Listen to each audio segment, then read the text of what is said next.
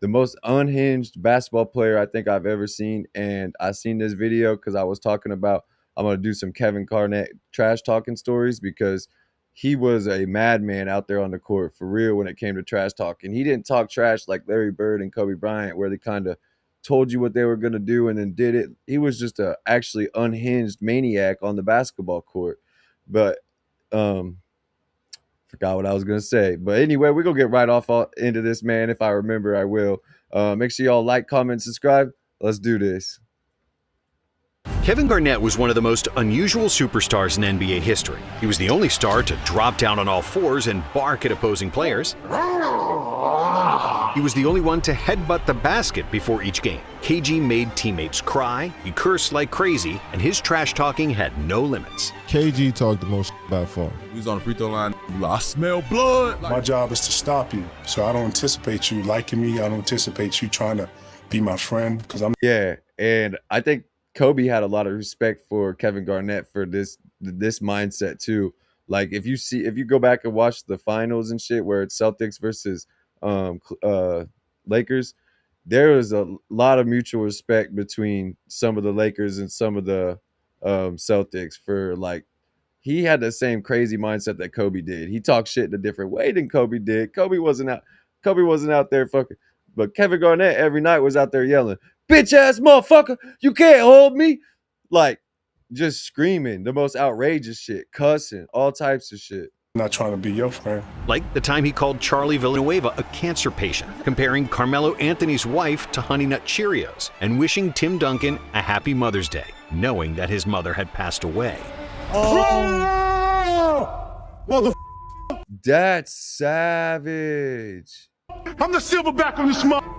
The Big Ticket was arguably the most savage superstar in NBA history. But apart from all the theatrics and loud style, there was substance. Very few players impacted the NBA as much as KG, who was the first modern player to go pro straight out of high school. Here I come where Garnett also made long, wiry wings the new NBA standard, and was the reason for an NBA lockout and changes to the salary cap. KG was the first unicorn, a guy who could do everything on the floor. He was one of only a handful of players in NBA history who could effectively guard 1 through 5, and offensively, Kevin didn't have a weakness. He could dribble, post up, pass, and he's one of the best mid-range shooters in NBA history. Garnett's Kevin Garnett, bro, I don't hear enough people bring him up in conversations. Like he really was like he said, he was a unicorn before we had unicorns. And he's one of the best mid-range shooters in NBA history. Garnett's game was ahead of his time, but for as good of a player as he was equally as crazy. I've always been super competitive. I guess that's what I'm being remembered for, so that's a good thing. This is the story of Kevin Garnett, the most unhinged player in NBA history. Born in rural South Carolina in 1976, Kevin Garnett feared only two things. It's God and mama. Damn, so he's 3 years older than my mama, 4 years older than my mama. Growing up in South Carolina was very humble, very simple. A lot of respect, a lot of, you was raised with manners. You was raised to do things 100%. He began playing basketball in elementary school, and the game became a sanctuary. Whenever something went bad in his life, especially at home, since he often clashed with his stepfather, he'd go to the court and shoot. And when he had a chance to join the varsity team at Malden High School as a freshman, Kevin was already 6'6". Jeez. All he wanted to do. See, I'm tall now. Well, I'm sitting down now, so I'm short again. But I'm actually like 6'2", 6'2.5". But like in high school when I played basketball, especially my freshman year and like in junior high and shit, I was only like 5'8". I grew a bunch. Like after I was 18, 19, I grew a bunch. So I wasn't a freshman coming into high school being 6'6". Was play. But his mother said no, wanting him to focus on his education. So he lied to her and joined the team anyway. Well, I made it in 8th grade. I made varsity in 8th grade, and she was like, what? No, you're gonna go to school, you're gonna focus on education. I want you to get into these books. She felt like basketball would be a distraction to what was most important to her, which was education and academics. See, I felt like basketball and sports was the one thing that made me keep my grades up, actually. Like, once I blew my knee out and had knee surgery and stuff and stopped playing sports, that's like when I fucking stopped giving a fuck about school. When I had sports, I had a reason to keep my grades up. I enjoyed it so much that, you know what? Well, nothing gonna stop me. Nothing. Nursing feel like a So I feel nightmare? like some parents look at it like it's gonna be a distraction, but I feel like you could also look at it like it's gonna be a crutch because no matter what, he has to have passing grades or all certain percentage of grades just to even play on a basketball team in school. Nothing. And I used to put my bag outside on the other side of the bushes, because you used to have to go through some bushes to my yard. And, hey, I'm gone. And zoom out the front, go around the back, grab my bag. And I had my uniform, my shoes in there. And I used to take the little shortcut up. Sounds like me when I was 16, 17, fucking hiding my stuff outside. Not my basketball bag, but hiding my other shit. And go to the high school. Due to his long arms, great defense, and insane energy, he became a starter. As a sophomore, Kevin added the offensive punch to his game. But what really set him apart was his passion for the game. I don't think I ever saw a kid enjoy playing that much, said Stan Hopkins, the school's athletic director. When you have that kind of talent and work ethic, it turns you into a super player. Right. During his junior season, KG averaged 28.5. This is what I was talking about in the other video I did a couple of days ago. I was saying how, like, if you're 6'6" or 6'7" in high school, you're tall as fuck. You're probably only going to run into a handful of players that are your height or taller than you throughout a whole season. Because realistically, in high school, your point guards are shorter than 6 foot. Your centers are 6 foot to 6'6" and stuff like that. Yes, there's the big people, but that's not as there isn't a 7-footer on every team like it is in the NBA.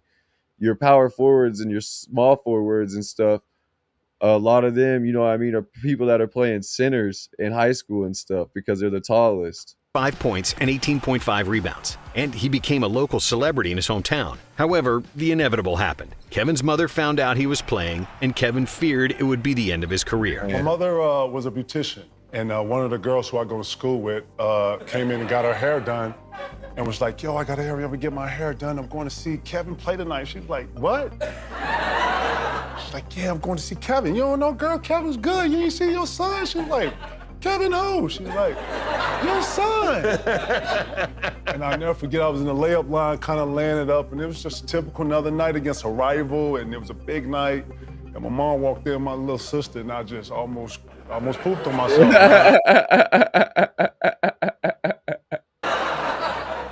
It was not good, Jimmy. It was not good. I was scared to go home. I was scared to go home. I was scared. Nevertheless, the moment Shirley Garnett saw her son playing, she knew his heart belonged to the game. It was unbelievable to me to see him playing ball like this, dunking. So from that moment on, she became his biggest fan and his harshest critic. Garnett. Yeah, because she realized, oh, he's been hiding it from me this whole time, and now he's been playing ball all these years and keeping his grades up, and he's this good. Oh, this is what he wants to do. Garnett was named South Carolina's Mr. Basketball after a junior season in which he averaged 28.5 points and 18.5 rebounds. And 18 rebounds a game. It's crazy in high school. What the fuck?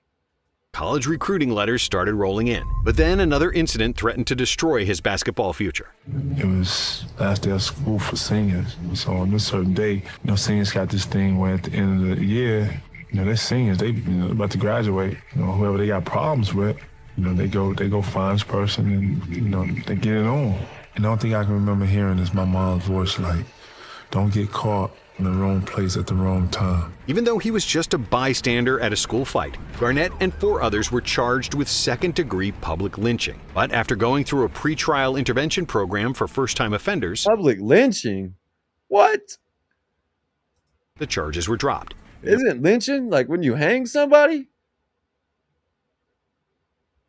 My mom was like, if you're going to have a chance in any basketball, you got to get the fuck off down here. Recruiting had just started. It was getting weird. Trying to give you bread, just showing up, parked outside. To avoid further problems, KG moved to Chicago with his mother and younger sister in the summer of 19... Damn, that could have been a bad choice, but it looked like it panned out.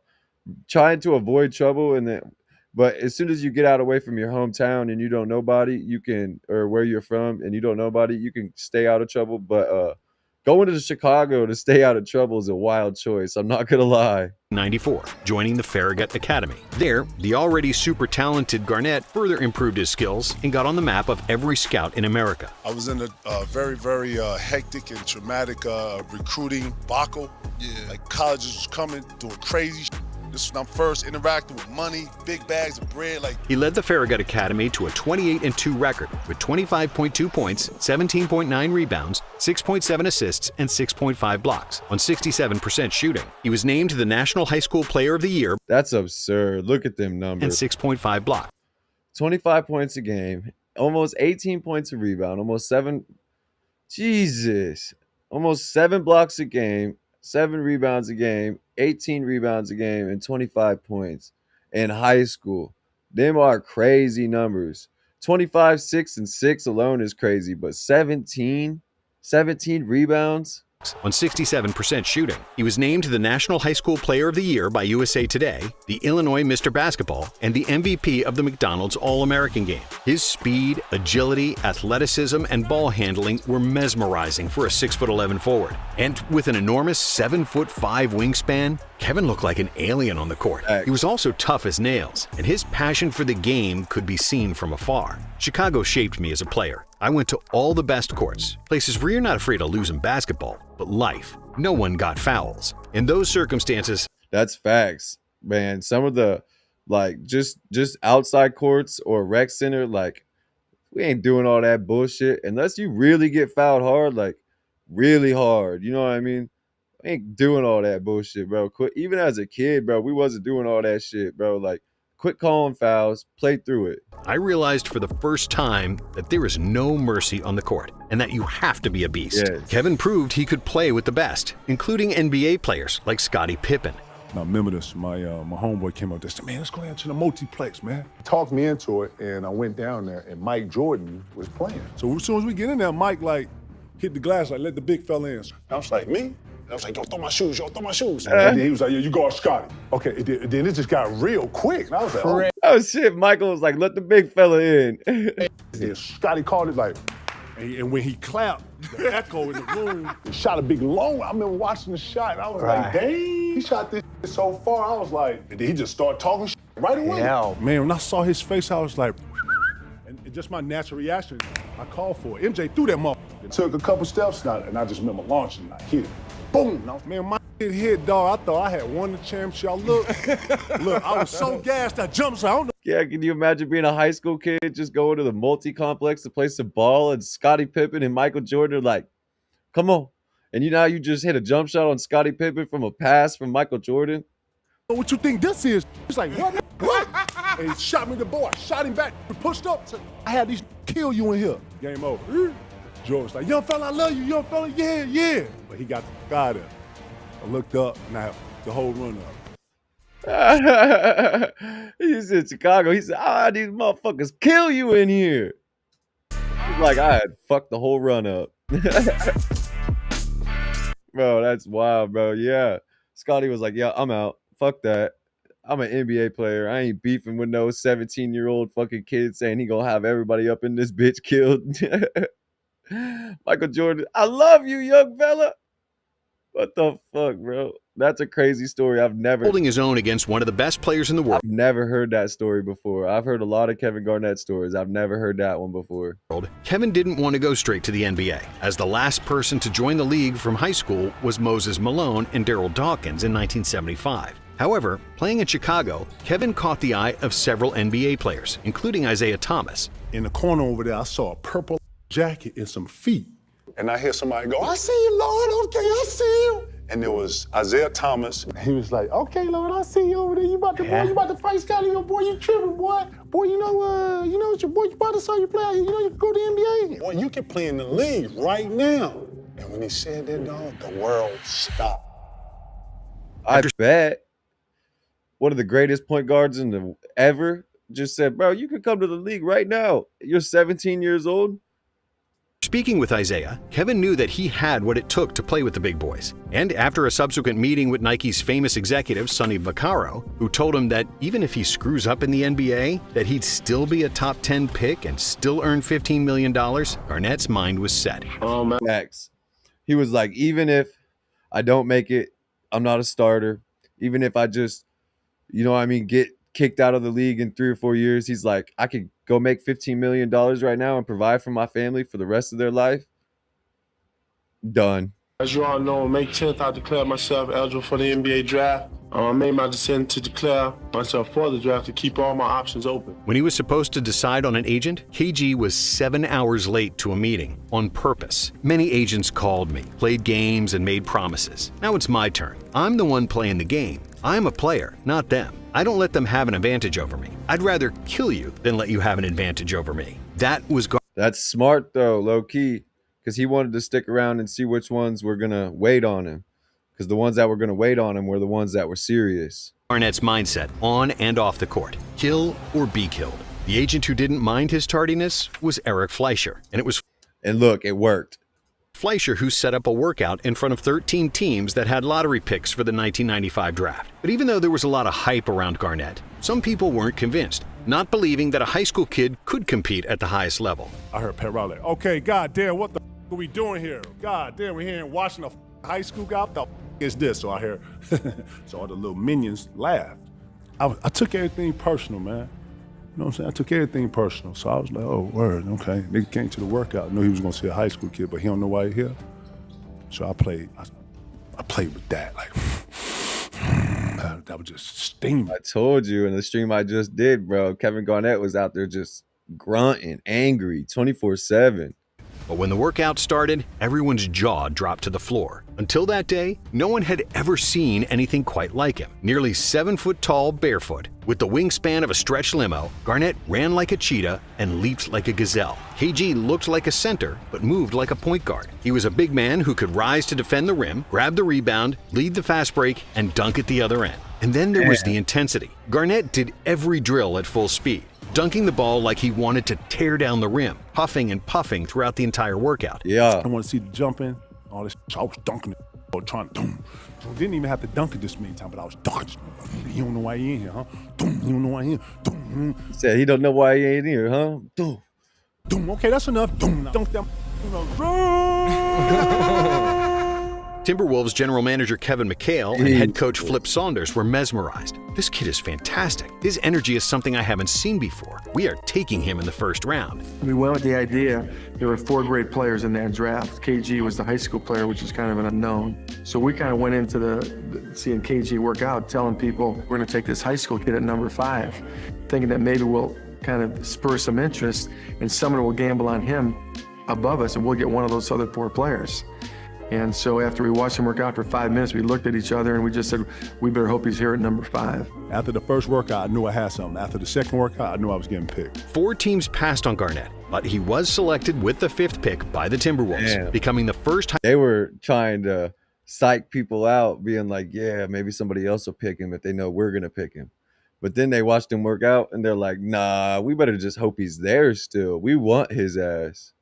High school player to join the NBA in 2 decades, a route that was soon followed by Kobe Bryant, Tracy McGrady, and LeBron James.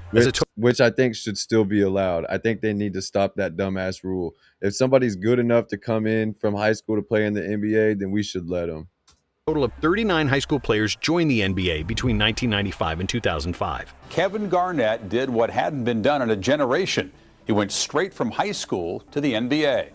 As we'll see in the next hour, his passage opened the floodgates and transformed the league. The pyramid has been inverted now. If you stay till your senior season of college, you're a loser. If you have to go to college at all, you're not the phenom that everybody wishes they were. Yeah. And when I got into camp, it started all like unfolding. Now I'm in here, I went 5, so that means somebody else had to go 6. Right. So all this is happening. What I don't know is everybody from Twan Walker, Sharif Abdul-Rahim, Steph, AI, everybody that I know that's in my class at home like this. So everybody seeing me do it, like, I'm giving them confidence. 2, 4, 6, 8. Who will help you custom? Facts. Because what, the next year, Kobe and Allen Iverson went fucking straight from high school too. Did AI go straight from high school? I'm pretty sure he did, didn't he? That's gone. Garnett signed for $5.6 million over 3 years and started 43 of his 80 games in his first season. Kevin Garnett, all 19 years, 7 months of him, is going to get his first NBA start tonight. Because he was the youngest player in the league, he got nicknamed the Kid. But KG played and acted like a grown-up. We were running sprints after practice. He outran every guard, every small forward, and every big guy. He wanted to win at everything that he did. Every drill he wanted to win. And it was the first day. The first thing I thought was, how am I going to score against this guy every day in practice? Teammate Sam. How the fuck am I going to score against this motherfucker, dude? Mitchell. Sam would always stay in my ear. Always stay in my ear. You want to be the best? Let me see it. You want to come in here and work hard? Are you working really hard? Are you really working hard? He stayed on my ass so much I thought he was skinned. He was prone to mistakes at times, but there were also glimpses of spectacular play. There was going to be mistakes. He's a rookie. There were times he ran down the floor, got an offensive rebound, dunked, then sprinted back on defense, where he successfully stayed ahead of guards and helped on the weak side to block a center. Other than Dennis Rodman, no one in the NBA could guard both point guards and centers. But even Rodman wasn't doing it on the same possession. You could see that once he learned what this league was all about, that he was going to be a special player, and it happened pretty fast. He was like, you know what I mean? He's like they said, he's 7 foot almost. He was kind of like Giannis Antetokounmpo and Kevin Durant and those long, skinny players who are tall as fuck, who look like centers but move like guards before any of them were around. To top off his great play, KG wasn't afraid of anyone and never backs down, not even against the best player in the world. We in Chicago, it's my rookie year. JR is having a good game. So as we come out the timeout, I'm on, y'all. I can't even explain it. I was just like, keep killing that. Yo, you killing them. So as I say that, I feel it. Hands on hips, legs locked. The nigga stabbed me for about 15 seconds. I see him and Mike having a conversation. So he's like, he don't really know, he excited, whatever. So now MJ on the back leg joint. I can't even really describe the next, like. Like I was talking about the Kobe one, bro. He done pissed off the snake. When a snake is sleeping, bro, you don't fucking wake him up. You let him be. 6 to 7 minutes to play, y'all. We down 25 now. It was just at 2. Mike had 18. He had like 40 now. JR, myself, we ain't scored in like about 4 minutes. I was like, JR, man, my bad, dog. I'm sorry, man. It's cool, man. I told you, just shut your ass up, man. You're not fucking. I told you to shut your ass up. Mike came down. Okay, young fella. Okay. Y'all done? Damn, young fella. Never talk to Mike ever again in life. As a rookie, Garnett averaged 10.4 points, 6.3 rebounds, and a team-leading 1.6 Damn, young fella, you done? blocks. And when he returned for his sophomore season, he was better in every way. People thought I was going to go 3 years and be out the league, or a couple years, or maybe make it here and there and be out. No, they didn't know the drive that was within. Garnett was extremely serious about studying, and as the Timberwolves had a fine policy for returning scouting reports, KG simply paid the fines up front and kept the scouting reports on all 29 teams so he could study them over the summer. 1 year after drafting Garnett, the Timberwolves made another bold play on draft day, sending Ray Allen. Just dedication for real. Literally, he said, no, I'd rather pay a fine. I want the scouting reports. And the 5th pick in the 1996 draft to Milwaukee for the rights to Stephon Marbury, who was taken 4th. Marbury was a young point guard from Coney Island who had the strength, speed, and skills to become a star. And from the get-go, the two youngsters fit together like two. Didn't Stephon Marbury die? If I do remember correct, I'm pretty sure he died. Peas in a pod. So when we got together in Minnesota, it felt like this is what we wanted to do, and it made the game easy. Apart from getting on well off the court, the new superstar duo meshed extremely well on the floor. Garnett averaged 17 points and 8 rebounds that season, while shooting 50% from the floor and blocking over 2 shots per game, setting a new franchise record. KG was selected to the 1997 All-Star Game along with forward Tom Gugliotta. Man, what? Hold on. Franchise record. KG was selected to the 1997 All-Star Game along with. He'd only been in the league for 2 years at this point.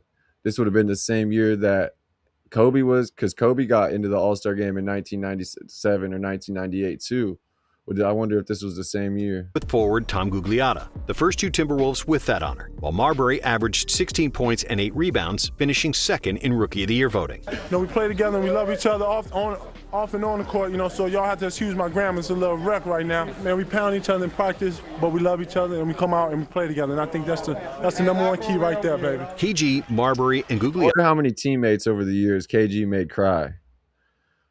Because I've heard several stories where KG made his teammates cry, literally. He's like, that's what he's saying right here. Like, even though we come out here to win, even though we might get into it with each other pretty much. So y'all have to excuse my grammar. It's a little wreck right now. Man, we pound each other in practice, but we love each other and we come out and we play together. And I think that's the #1 key right there, baby. KG, Marbury, and Gugliotta led the Timberwolves to their first playoff appearance in franchise history, where they got humbled by the Rockets 3-0 in the first round. Charles Barkley pulled Stephen out to the side after they beat us, actually swept us. And we were just so eager to be in the playoffs and so happy to be in the playoffs. But he was like, hey, we needed this one. You guys got 1,000,000 years to be able to get you one. You know, y'all need it. They were young. Holy fuck, they were young. He'd only been in the league for what, 2 years? 2 years? Of course you're going to take some losses. Took Michael Jordan 8 years. It took Kobe Bryant 4 years. You know what I mean? It took LeBron 8 years. Like, it takes a while for players to get their feet under them before they win a championship. Got to go through this part of it. Every great players, every great team has to go through some type of something to be able to get to something. And we were like, I don't want to hear this shit. But he was like grabbing us, like, come here. Like his arm is around us, you know what I'm saying? My last insurance policy had me feeling. Yeah, you could tell he's kind of getting emotional just talking about this. He's like, he was grabbing us. His arm was around. You could see, like, these moments like this, though, like, people don't realize how big of a moment it is when they're doing it. But, like, I bet Kevin Garnett had this moment in the back of his mind a whole bunch during his career. In the offseason, Garnett was heading into the final year of his contract when owner Glenn Taylor offered him a $103 million extension over 6 years. But to Taylor's big surprise, Garnett rejected the offer, as his agent Eric Fleischer figured Garnett would go for more in the open market next year as a free agent. And the problem was, I never got to deny anything. You know, the agent did. So the first thing I checked him was about, hey, look, don't be speaking for me. Let me. Right. Yeah. Like, this is how I go, just the process, woo-woo. And I was like, nah. So I ain't really like that, so I fired him. And even though Taylor and the other owners were flabbergasted by a kid rejecting standing on his business, he's like, bro, don't do it for me. Come to me with the offers, come to me with the decisions, and then we'll decide. Don't do it for me. $100 million, the Timberwolves owner had no choice but to cough up more dough, signing the 21-year-old KG for 6 years and $126 million. I actually wanted to be the one to just say that I my work. You know, this is what I want. And then that's a conversation. It was the richest contract in pro sports history. And other than Garnett and his agent, nobody was happy about it. A year later, his contract triggered the longest lockout in NBA history. Although Garnett made the All-Star team in his second season, he wasn't a superstar and hadn't won a playoff game. Yet the value of his contract was more than double what Michael. That's crazy. They offered him that much money as a second-year player Jordan had earned in his career to that point. Furthermore, the price tag for Garnett was nearly $40 million more than what Glenn Taylor paid to purchase the team just 2 years earlier. Damn. Kevin Garnett actually fucking caused the lockout. He cost so much money that they couldn't afford it. Despite all the negative comments, in the 1998 season, KG improved his numbers once more, averaging 18.5 points, 9.6 rebounds, 4.2 assists, 1.7 steals, and 1.8 blocks, filling up the stat sheet every night. He made the All-Star again, this time as a starter, and the Timberwolves finished with their first winning record in franchise. He just looks so intimidating out there. Like, he looks so... The All-Star again, this time as a starter, and the He just looks so mean and just like he actually wanted to fucking rip your head off out there. Timberwolves finished with their first winning record in franchise history. However, without their top scorer, Gugliotta, who was injured and then left the team as a free agent, the young Timberwolves once again bowed out of the playoffs in the first round, this time losing 3-2 to the Seattle Supersonics. After the season ended, the NBA entered a lockout, which was directly influenced by Garnett's extension. Now, the latest on the NBA lockout is pretty well what everybody expected, which is not good. The two sides have been meeting for 2 days in New York, but there was never really any signs of progress. So even though more talks were scheduled for Wednesday, the league decided to cancel the remainder of the November games before they even entered the boardroom. God knew about the 1998 lockout, but like, why? What was I don't know what caused it though. It lasted from July 1st, 1998 to January 20th, 1999, a total of 204 days, which forced the 1998-99 regular season to be shortened to 50 games and that season's All-Star game to be canceled. The new collective bargaining agreement capped players' salaries between $9 million and $14 million, depending on how long they had played in the NBA, and instituted the 5-year rookie scale, which limited rookie contracts to the position a player was drafted. I think Kevin is more responsible for the new collective bargaining agreement than any other. They said you gave Kevin Garnett too much money. Plain and simple. You gave Kevin Garnett too much money. He's only been in the league for 2 years and you just gave him $100 million? What the fuck? You just bought the team for $90 million. What are we talking about? How you going to give him $110 million and he's only been in the league for 2 years? We just bought the team for 90. They're like, nah, we got to stop Individual something. person. Now they're making fucking $200, $300 million contracts and shit. Anywhere in the world. But despite being one of the highest paid players in the league, benefiting from signing his deal before the lockout, KG didn't really care about the money. All he wanted was to win. You know, it's not about the money. What was it about?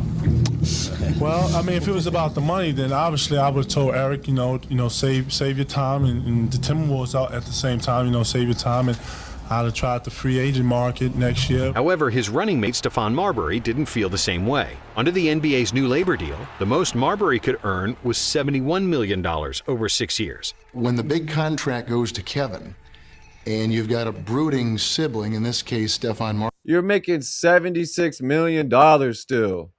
This is the shit that pisses me off about NBA players. Like, y'all are sitting here fighting over who's making $100 million compared to $70 million instead of just playing basketball. You're making $76 million fucking dollars. You're richer than you ever thought you would want to be in your entire life. And that's just for this contract. You're going to have more contracts. And you're still sitting there complaining about, oh, he's making $30 million more than me? Marbury. There was some jealousy that followed. And since he wanted more money and also wanted to be the #1 option, Marbury forced a trade to the New Jersey Nets after 18 games into the 1999 season, leaving KG with a mediocre roster. He knocked on my door. He was like, yo, I just got traded. I looked at him, and I was like, wow. And he was actually excited. Yeah, because he had something to do with that trade. Steph left, it left a bitter taste in my mouth just because I thought Steph and I would play forever. However, the 1999 season was the first season of Garnett's prime, as he was now visibly bulkier, which allowed him to absorb contact and muscle people up in the post. The Big Ticket, a new nickname he earned because he was the first true superstar for the Timberwolves, attracting sellout crowds as the main attraction, was averaging 21. There's another way. I don't know. I never who played on Timberwolves before this, before Kevin Garnett and Stephon Marbury. I don't think I know anybody that ever played on the Timberwolves before them in the 90s. Because which I don't know how long that team's even been around technically either. Yes, Hugo is an injectable. 10 and 4, getting Player of the Year, MVP, and making the All-NBA third team. Thanks to him, Minnesota squeezed into the playoffs as the 8th seed, but they once again lost in the first round, this time to the Spurs. For the 1999-2000 season, the Wolves drafted Wally Szczerbiak, who would suffer KG's wrath and get punched by Garnett during practice. Get his ass, Garnett. Tell him. But who'd also become one of his most productive teammates. However, because the NBA found out that the Timberwolves gave Joe Smith money under the table to sign a deal with them below his market value, the league fined Minnesota with $3.5 million and stripped them of 5 first-round draft picks. Damn. Wow. In 2000, KG's rise to the top of the NBA was nearly complete. As he 5 first-round draft picks? So they just never wanted Minnesota to become a good team. 5? He finished second in MVP voting behind Shaq, making the first-team All-NBA and first-team All-Defense, averaging 23 points, 12 rebounds, and 5 assists per game, while ranking near the top of the league in block. Dude, you could run, like, hit ball in his hand. How many 7-footers you know that could dribble all the way down the court like this from coast to coast and then dunk it? Voting behind Shaq, making the first-team All-NBA and first-team All-Defense, averaging 23 points, 12 rebounds, and 5 assists per game, while ranking near the top of the league in blocks and steals. Minnesota won 50 games for the first time in franchise history, but once again fell in the first round against the Trailblazers. And due to the Joe Smith fiasco, they didn't have draft picks, and free agents didn't really want to come to cold Minneapolis, meaning that the roster couldn't improve significantly, and KG was stuck. In the summer of 2000, Garnett joined Team USA for the Sydney Olympics, and during practice, he would play all his teammates one-on-one full court. While the guys played one possession each, Garnett would run the entire length of the floor and then score against everybody beneath either basket, and nobody was able to stop him. So JQ, damn, his ass had a work ethic for real. Jeez. Kid had a drill called one-on-one full court. What nobody knew is that the cameraman was in the corner kind of ducked off like recording us, and we were just getting it in. And you know, it was a bunch of talking and whatever, now woo, and as we got into the more deeper of those games, it got more intense so much that Larry Brown had to take the ball, Rudy had to shut the gym down and get us out of there. KG led Team USA in rebounds and was second in points, winning a gold medal in the finals against France. In the following 3 seasons, KG was freaking just doing drills in practice gets so heated with Kevin Garnett. Like 17-year-old Kevin Garnett literally told fucking Scottie Pippen, I'll get everybody in this motherfucker killed. Doing everything humanly possible for his team to win. But the Timberwolves would probably be deep in the lottery if it wasn't for him. Thanks to his lateral quickness, vertical lift, and keen anticipation, there wasn't a player alive who could simultaneously defend both ends of the pick and roll better than KG. The theatrics that came with it, constant talking, the mean looks he gave opponents, the chest pounding, the headbutting of the stanchion, it was all little ways in how KG motivated himself, ready to die on that court every night. It was a bullying league. You had to be a demon to play in it. Not just have confidence, but you had to be a demon. That was part of my play. I wanted to outwork you so much. Now, see, I can hear you breathing. I'll say something. Boy, you breathing? I can hear you. You sound like Biggie out here. Like, you feel me? Those showboating theatrics also camouflaged Garnett's genius IQ, which was alert to every nuance and opponent tendency. By like the second time we had played against him, maybe the third time, I realized, he not all the way just talking. He allowing his team to understand where he's at. If they in single coverage, one-on-one. Y'all alone, it's all y'all. He ain't no shit, Lord. Ball screen ain't coming yet. Okay, this what they running, but he's saying it how he talks. So I'm like, damn, bro, that's raw. Like, when KG emerged from the shower. Like KG was running the plays kind of and telling his teammates what to do through his shit talk, which is actually genius. That's crazy. After a game, there was a CD breaking down all the plays from that night waiting for him in front of his locker stall. He'd immediately go home and study it, and more often than not, talk about it on the phone with Coach Saunders. With KG being a locomotive that led the offense and tried to patch every leaking hole on defense, the Wolves were just about good enough to make the playoffs, but not good enough to do anything once they got there, with 7 consecutive first-round exits. But in 2004, things changed. The Timberwolves added point guard Sam Cassell and small forward Latrell Sprewell, and suddenly Garnett didn't have to do everything himself. When the team gathered around for preseason, one of his teammates wanted a day off, but KG approached him and said, "We don't do that here." Garnett wanted to practice every single day, and because of his insane preparation, that's extreme dedication. Wanted one day off, and they're like, "We don't do that shit here. You come here to work or don't come here at all." He missed only 11 games during his first 9 seasons. However, when the season started, the Timberwolves don't see that type of shit no more. People get a little fucking finger jam or they fucking little hamstring soreness or a little anything, and they're not playing. They're not playing through injuries and shit like Kobe Bryant playing through broken bones and broken noses and Larry Bird playing through fractured cheekbones, and you're not seeing that toughness no more. Wolves had a 9-8 record, with their big three still unfamiliar with each other. But then KG called a players' meeting, and from that moment, Minnesota won 25 out of the next 30 games, ultimately finishing the season with 58 wins, a new franchise record, and the best record in the West. Sam Cassell every day in my ear at dinner, when we at lunch, when we chilling. Whatever we're doing, he's talking about winning. And this being the year, and the past. I don't give a shit. I'm here, we here.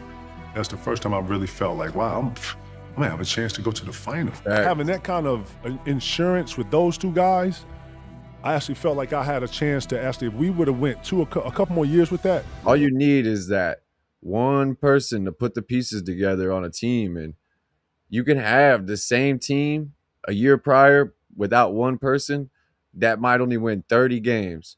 You get one other person in there that fits into that puzzle piece, and that same 30-win team might win a championship. I actually thought we had a chance of winning it all. Garnett led the NBA in rebounding, along with career highs in scoring, blocks, and efficiency. His 24, 14, and 5, along with 2.2 blocks and 1.5 steals, was arguably the most versatile season in NBA history. And LeBron James said that he'd quit the NBA if KG didn't win the MVP. Who's the best player in the NBA? KG. Unanimous MVP. If he don't get it this year, I'm leaving. Ain't no second season for me if he don't get it this year. Unanimous decision, man. KG the big ticket. Thankfully, LeBron didn't have to leave, as Garnett deservedly won the award with 120 out of 123 first-place votes. This year is totally different from the past years I've been here. This is bigger than me. This is for the city. And in the first round against Denver, KG finally got the monkey off his back and advanced to the second round after 5 games. 7 years in the league, and he finally got past the first round. How far did they go? Does anybody know? Games in which he averaged an unreal 26, 15, and 7 stat. Always the rebounding number that gets me. Like the points and the assists and the scoring and the blocks is one thing. It's all great. But it's always 13, 15, 18, 20 rebounds. Like, what the fuck? Line. But in the second round, the Kings proved to be a much more difficult matchup, and after 6 games, the series was tied, with KG providing a unique outlook on Game 7. So Game 7, man. That's it. It's all the marbles.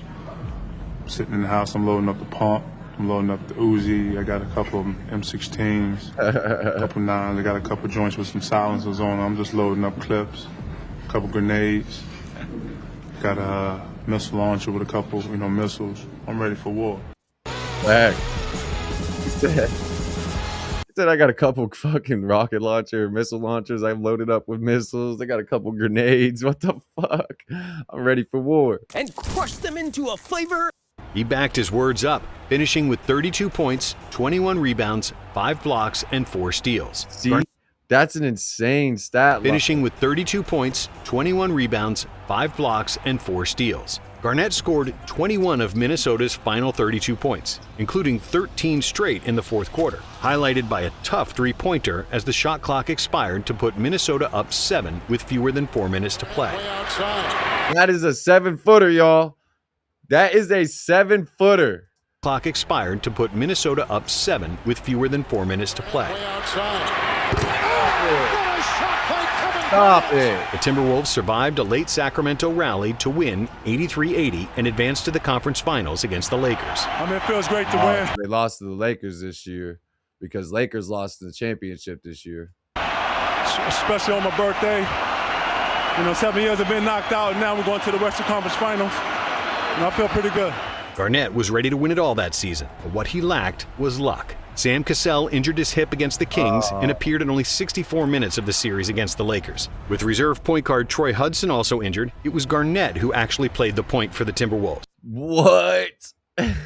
With reserve point guard Troy Hudson also injured, it was Garnett who actually played the point for the Timberwolves, as he was the only 7-footer in NBA history able to do so at the time. And even though he did his best, the Lakers were too strong, advancing to the finals. This was the Lakers that were falling apart, too. The Lakers fell apart in the finals this year in 2004. in 6 games. The 2004 season proved that Garnett was the most versatile player who ever played at the time. He guarded shooting guards Kobe and Peja Stojakovic, but also Chris Webber and Shaq, while simultaneously leading the entire offense in total points and assists. After the season, Latrell Sprewell and assist is crazy for a big man. Rebounds and points, one thing alone, but leading an assist for a big man is crazy. While declined a 3-year, $21 million contract, famously saying it wasn't enough money. Oh my God. See, this is the shit that pisses me off. If I was getting $21 million and a chance to go win championships, I'm taking it. And that he had to feed his family, and he never played in the NBA again. Sam never played in the NBA again. Look at the dumb shit you just did. Cassell stayed for 1 more season, but he was 35 years old and past his prime. So KG was back to square one, doing MVP things on a lottery team. From 2005 until 2007, the big ticket led the league in rebounding. He was scoring, passing, and playing world-class defense, but the Timberwolves missed the playoffs each time. And yet, Garnett was loyal to the core. He didn't want to ask for a trade. In an interview with legendary Georgetown coach John Thompson, Garnett was visibly shaken, crying, and telling the world he wanted to win above all else. What's driving you? You play hard, you always play hard. Then I'm losing. I'm losing. Yeah. And then, finally, in the summer of 2007, Kevin McHale, the longtime Timberwolves executive, traded Garnett, trying to get... You could see it was really getting to him, like 8 years, 9 years, 10 years of being in the league, and he's given it his all, and he's been on the best player on his team for all this time, but there's just nobody around him, and it was dragging on him, man. He just wanted to win. Give his best player a legitimate chance for the title. I was sitting right at the beach, and I was just like, I'm finna do this. Man, I'm about to leave Minnesota. And that was probably one of the hardest things up until this date that I've had to do. On July 31st, 2007, Garnett was traded to the Boston Celtics in exchange for 7 players and 2 first-round picks, making the 7-for-1 deal the largest number of players ever traded for a single player in league history. With Garnett, Ray Allen, traded from Seattle to Boston, and Paul Pierce, the Celtics had a big 3. I was like, damn, Paul Pierce and Ray? Right, they ready to go. Damn, I was like, man, what kind of, man, who can I actually team up and be better than them two? And even though critics said they would need... Facts, bro. You got one of the best scorers of all time, and you got the best three-point shooter of all time, and then you got one of the best big men at running and dribbling and shooting and all that we've ever seen in Kevin Garnett. So they had a crazy good team. And there's a reason they beat the Lakers in 2008, because the Lakers just weren't quite tough enough, and the Boston had a good team. Time to adjust to one another, Garnett transformed every facet of the franchise upon his arrival. He changes the culture just with his actions every day. I've never seen a superstar that holds himself so accountable to the team. What he did couldn't be measured by statistics because he transformed the team's culture. He taught everyone to care about defense, to care about practice. He taught young guys how to be a pro and to leave everything they had on the floor. Let's come out here and beat the out these. Yeah, see, that's the way fucking he was on the floor just talking that shit. They lost their last 5. They're not finna come in here and get fucking win. Don't give a who they got over there. Let's get it going. Celtics, hoorah! Celtics, hoorah! That had to be a Celtics, hoorah! 1, 2, 3, and then ran out with that. You hear me? And then when we hit the court, with that. KG played every exhibition game as if it were the 7th game of the finals. During just energy, that adrenaline, that we go, fuck these motherfuckers. Who the fuck they think they are? I don't care if that's Kobe Bryant out there. We're going to go fuck them up. Kevin Garnett definitely brought that energy. Blowouts, he stood on the sidelines and cheered on his teammates like it was a tight game. And soon, everybody did the same. He was paying for dinners. He bought every player 3 suits. His energy was contagious. And because of KG, all the Celtics breathed as one. Every time one of his teammates got knocked down, KG rushed over to pick him up. Eventually, 4 teammates were rushing over to help that 5th guy up. Every time an opponent kept going for a shot after a whistle, KG defiantly blocked the shot, just out of principle. Eventually, everyone started doing it. Hey, listen, what you don't know... That's wild. The little shit that get in people's heads. Like, I never noticed everybody running to pick up one player just because KG was doing it. And then the blocking the shots, too. Got knocked down, KG rushed over to pick him up. Eventually, 4 teammates were rushing over to help that 5th guy up. Every time an opponent kept going for a shot after a whistle, KG defiantly blocked the shot, just out of principle. Eventually, everyone started doing it. And listen, what you don't know is the guy that shot it is pissed. Right. Because the only thing P need to see is go through. Go through. Like, okay, cool, I'm good. All right, you I know, feel, okay, all right, I that saw felt that. good, right. So I would go ahead. Right. It was a Mind games. Mind games. Because he's right, as a ball player, as soon as you see that ball go through the hoop, you could turn up like, oh, I seen it go through once. No, I got this. And he ain't letting none of that. He ain't letting none of that happen. Not at a dead ball. You got to make that shot in the game. I ain't letting you do that after the call's already been called, the whistle's been blown. Little things, but they added up to something much bigger. The Celtics lost 18 straight games in the previous season, but in 2008, Kevin helped take Boston from a league-worst 24-58 record to a 66-16 campaign and the best record in the league. And even though his numbers decreased from his Minnesota days, Garnett still finished third in MVP voting because his impact on winning was obvious. Yeah. KG was, without a doubt, the Celtics' best player, dominating on both ends of the floor and finishing first. As a kid, I hated the Celtics. I hated Paul Pierce. I hated Ray Allen. I hated Rajon Rondo. I hated Perkins. I hated Garnett. I hated all these. Watching them play, I could still respect how good of a team they were, especially Ray Allen and Rajon Rondo and Paul Pierce and Kevin Garnett. Like, they were the first super team. Kobe was not going to get up against this Celtics team with a super team. This was the first super team. On the team in box plus minus, value over replacement player, and win shares, all by a sizable margin. Kevin was among the best defenders in the NBA for the better part of the previous decade, along with Tim Duncan, Ben Wallace, and Ron Artest. Ben Wallace was a beast. KG never had proper personnel around him for his team to have a top 5 defense, and that's why he never won the Defensive Player of the Year award.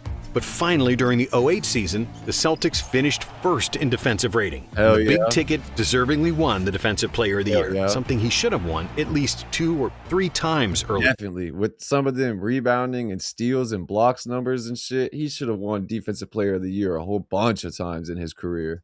However, despite the best record, Boston struggled in the playoffs. It took them 7 games to get past the 8th-seeded Hawks in the first round, and 7 more to defeat LeBron James and the Cavs in a legendary second round that will mostly be remembered by LeBron and Pierce trading 40-point games.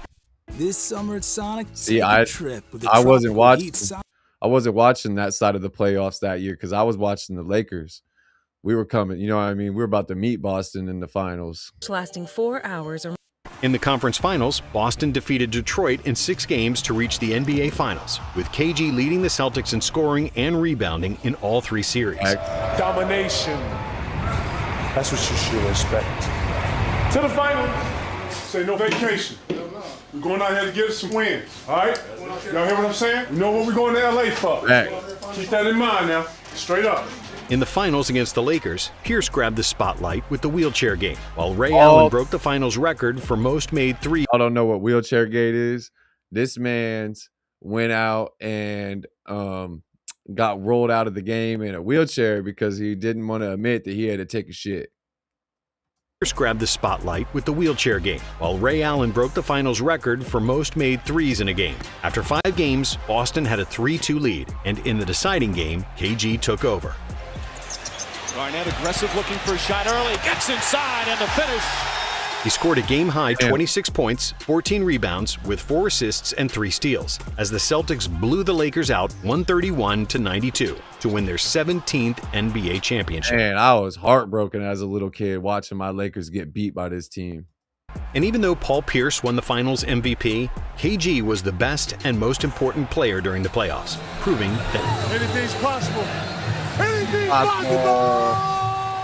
Iconic moment. After winning that's an iconic moment, him yelling that. Title, every team's energy usually changes as role players start to demand more opportunities, more shots, and more money. Also, the hunter becomes the hunted, and the Celtics were going through those same emotions. During the season, KG yelled at Big Baby Davis so intensely that he cried on the bench. Bro, one time it was That's insane. so thick, I looked up and Baby was crying. What? Remember that? I was like, "Fuck, what's wrong with you?" It's just a lot of energy, dog. I don't know what to do with it. I'm like, "Big dog." He was also It's just a lot. Just a lot of energy, dog. I don't know what to do with it. Absolutely torturing a journeyman, Patrick O'Brien, the 9th pick in the 2006 draft. When O'Brien practiced against Garnett, KG wanted to light a fire under the young center, who he felt was too easygoing. Garnett immediately began berating O'Brien, criticizing him mercilessly. When O'Brien didn't react, KG was disgusted with his spirit, and he was picking on him at any chance he got. That's the same type of shit Kobe would do. Like, he wasn't trying to bully you. He was trying to get you tough, mentally tough, like get you physically ready to win a championship. Until the poor guy got traded mid-season. Man, like his aura. Yeah. Like he got a whole aura about him, like just walking in the room. And then if he start barking at you and saying stuff, it's just like. At one point, Coach Doc Rivers asked KG to sit out of practice to rest for a back-to-back game, as Garnett was already 32 and Rivers wanted to limit the wear and tear on his body. Coach, you don't understand, Garnett seethed. If I'm sitting, they will see weakness. You know, me and him have some MF days.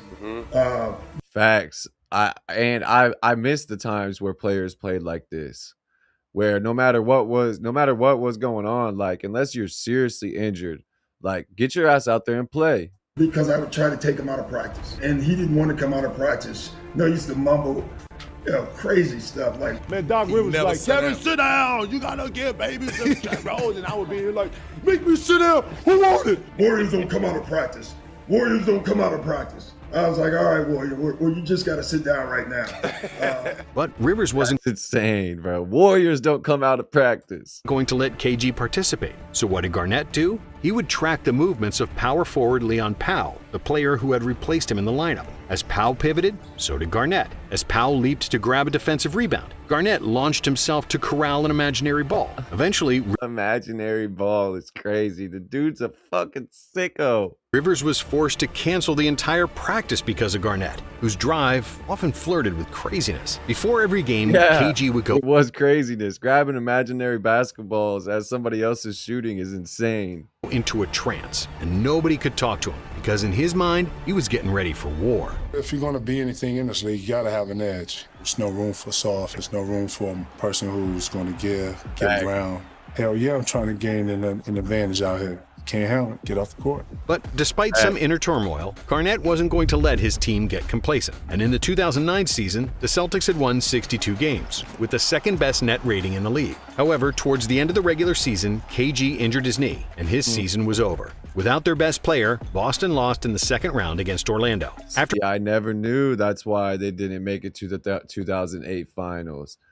I mean, I watched Kobe and the Lakers win against Orlando in the finals, and because they beat Cleveland, but I didn't know it was because Kevin Garnett was. I mean, that's not necessarily why, but I didn't realize Kevin Garnett got hurt in 2008. After he returned from injury, the 33-year-old Garnett lost some of his lateral speed and athleticism, but he was still effective on both ends of the floor. Boston struggled with injuries all year, and analysts predicted the Celtics would lose early in the 2010 playoffs. But they peaked at the right time, making the NBA Finals once again against the Lakers. It was a grueling 7-game series, and both teams had a chance to win it. But ultimately, the Lakers prevailed in a close Game 7, winning 83-79.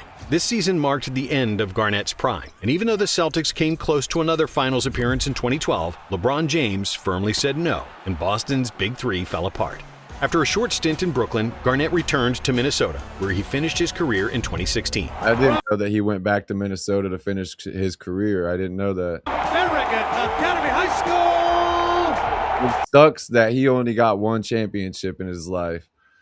You know what I mean? I get... You know, the Lakers are to blame for some of that, but it sucks that the first 9 years of his career, he didn't win nothing. Number 21, Kevin Garnett! But even though he was 39 years old during his last season, during the 556 minutes he was on the court, the Wolves had a defensive rating of 97.4 points per 100 possessions, compared to the overall team mark of 106.2. Even as an old man with bad knees, KG was still a defensive presence, as his pride wouldn't let anyone get the better of him on the court. Garnett was one of those guys teammates loved, but opponents hated. Similarly to Dennis Rodman and Draymond Green, who, like Garnett, are two of the most versatile defenders of all time. All of those three were borderline crazy on the court. Yeah, dude, Draymond Green will fucking hit you upside the head with an elbow. Fucking Ron Artest, too. Ron Artest was kind of the same way. Ron Artest would jump in the crowd and beat your ass. You do something to him. Dennis Rodman was a madman. Dennis Rodman was a crazy man for real. KG might be the craziest, with all of his antics. Yeah, KG might be. And trash talk that knew no limits. But unlike Rodman and Green, who are all-time great defenders, KG was close to 7 foot tall barefoot and had a 7'5" wingspan. Jesus, 7'5" wingspan. And due to his lateral quickness, athleticism, and basketball IQ, KG is arguably the best defensive player in NBA history. And if you think that's a bold claim, just look at the numbers. Garnett is the all-time. That's crazy. I never heard that. Leader in defensive rebounds. And along with Hakeem Olajuwon, he's the only player in the top 20 all-time in steals and blocks. Okay. Garnett is tied for the most first-team all-defense selections, along with Michael Jordan, Gary Payton, and Kobe Bryant. Okay, so he has, what is they both have? They all have 9 or 10. I think Kobe has 9. And he's second in overall all-defensive selections behind Tim Duncan. On offense, KG was deadly in the post with an array of spin moves, fakes, and fadeaways. He had great handles. His fadeaway was insane for his size, and his handles for his size were insane. And could run the transition better than most bigs. And he could have easily averaged 25 to 30 in his prime. However, Ticket was extremely unselfish, averaging 5 assists per game between '98 and 2008. That's why one of the most underrated games we've seen where he had 7, 8, 9, 10 assists. Parts of his game was that KG was an excellent assist for a big man is crazy work. Shooter. And with a high release point, Garnett was almost impossible to block. Mid-range jumpers made up for 55% of his total offense, and he connected on 45%. Damn, those are good numbers. To them, which is only a fraction worse than Kevin Durant and Dirk Nowitzki, who made 48% of their middies. If he played in today's NBA, predicated on shooting and covering a lot of ground defensively, all of KG's skills would be even more pronounced. Facts. Throughout his career, KG always played with a traditional back-to-the-basket bruising center, while he was the power forward. Yeah. If he were able to play center and stretch the floor next to 4 shooters, similarly to play like a Wemby. If he played like a Wemby type role or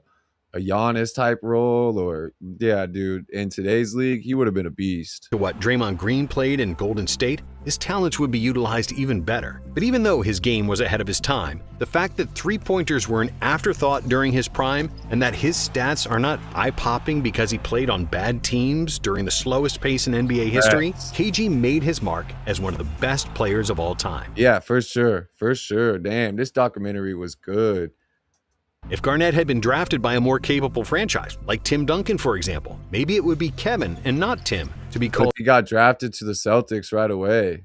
What if he got drafted? You know what I mean? What if he went to LA? What if he went to LA after Shaq left? Like, would he have been winning championships already in 2004, 2005, 2006, 2007, 2008? What if he went, you know what I mean? Like, yeah, what if he wasn't on Minnesota the whole time? What if he left Minnesota earlier than 2007?